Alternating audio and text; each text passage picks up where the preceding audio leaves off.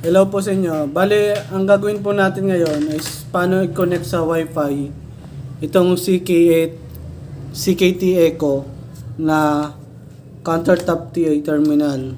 So ito yung parang part 2 na rin lang nung last time na ni-review natin, diniscuss natin about sa ganitong model. So pakita ko lang sa inyo kung paano siya i-connect sa internet papunta doon sa laptop na magko-connect sa software sa attendance management system, at papakita rin namin kung paano i-connect yung using USB cable kasi wala siyang port ng LAN.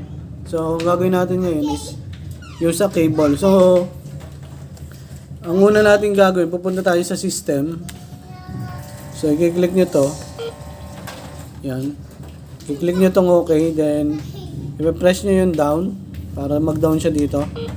And then okay ulit. So hanapin nyo itong Ethernet. So ito itong pipindutin natin, itong left side. Yan, tapos pindutin natin itong down. Then okay. So Wi-Fi settings tayo. So pag kinilik mo yung Wi-Fi settings, yan, connected na siya.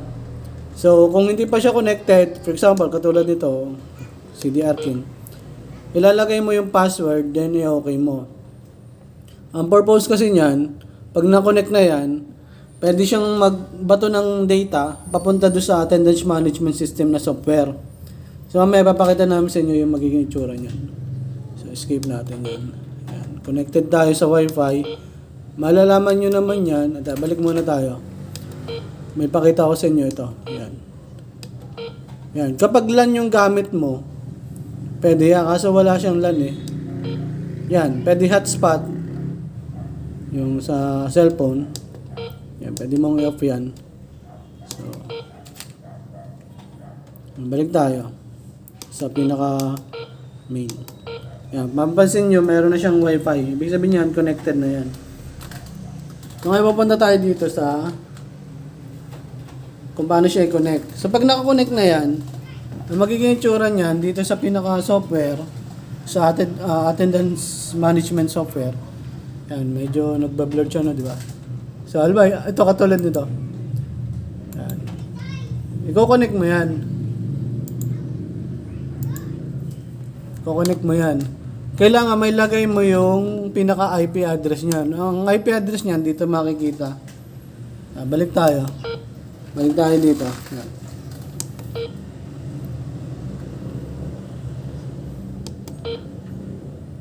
Yan. Dito makikita IP address niyan. Wi-Fi settings yan. Pag kinilik mo yan, di ba connected na? Pag kinilik mo yan, mayroon dyan details ng IP address. Yun yung ilalagay mo doon. So, after nyan, i-click mo na ngayon tong connect. Dapat naka-highlight yun, tapos connect. Yan. Kailangan nakalagay dyan, connected. Pag gusto mo naman siyang i-disconnect, i-click mo yung disconnected. So, katulad naman ito, pakita namin sa inyo. So, ito yung USB port. Yan. Yan. Yung USB port dapat, ang port niyan, parehas din dapat dito. Kumbaga, ang tawag dyan, male to male o female to female yata ang tawag dyan. Yan. Dapat parehas yung dulo. Parehong USB port. So, ang gagawin naman, hanapin mo tong USB. Tapos, i-click mo to. Let's connect. Yan. Dapat nagko-connect yan.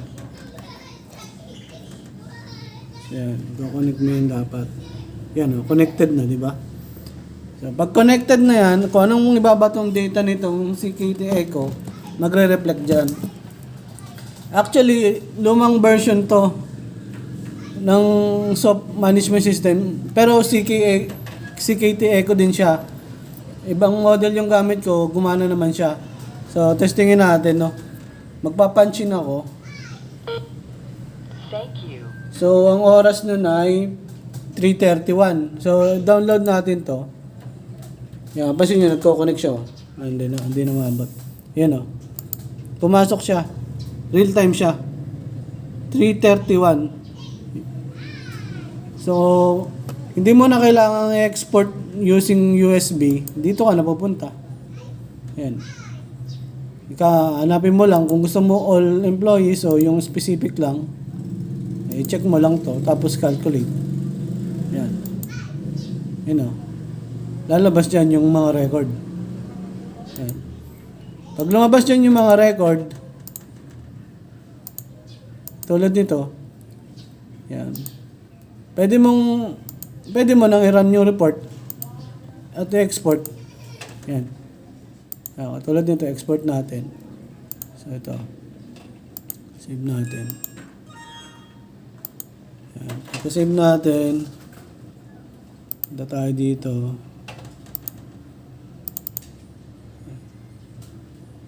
Yan. Yan, may record ka na. Hindi mo na kailangan gumamit ng USB para i-export. Direct na siya, real time na siya. So yun yung kagandahan ng nakakonect yung biometric mo sa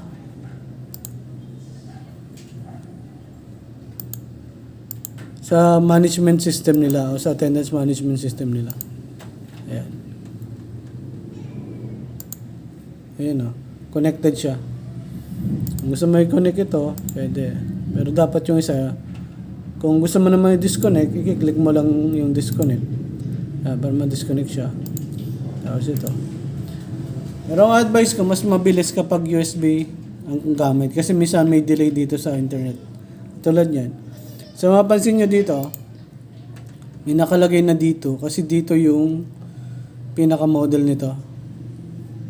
So yan, yung serial number. Yan.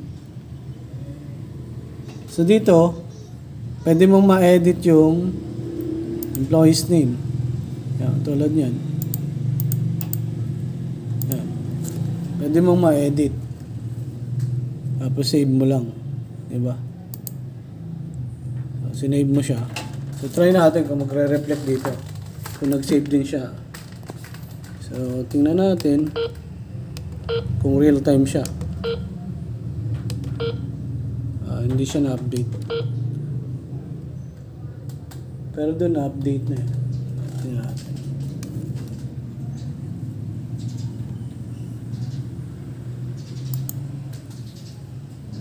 Download user upload. So kailangan mo siya export. Ayan. Hindi ko na masyadong alam yung paano yun. Pero ang nababato lang niya yung real time na oras.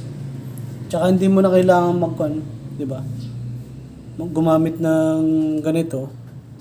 So kailangan mo na lang. Hindi mo na kailangan gumamit ng ganito. Ng flash drive. LAN tsaka lang. Ayos na. So yun. So sana nakatulong itong simpleng demo na to. And kung may mga question kayo, pwedeng mag-comment kayo. Kasi normally, LAN yung gamit nila eh. LAN to LAN. Pero ito, Wi-Fi or USB cable, direct do sa laptop o sa computer. So, yun yung difference niyan. Nagsisync ba? Pero yung ginamit kong management system, dati pa yun sa... Kung alam niyo yung una kong dinemo na biometric, doon pa nagsimula yun. Ito, tinesting ko lang. So far, gumana naman. So, yun lang sa edit ng employee, hindi siya gumana. Ewan ko kung baka kailangan restart to. Kasi pag shutdown nito, i-hold mo lang ng ganyan, matagal eh.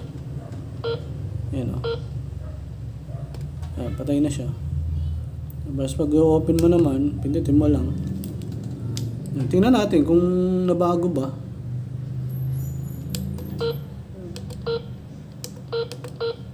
Ganun pa din. Hindi nawala yung T. So, yun. Kasi nga, baka magkaiba ng version. Yung software, ang kaya lang niyang i-read yung time in. Yung mga pagbato ng data ng oras. So, yun. And yun lang po. And thank you po. Bye-bye.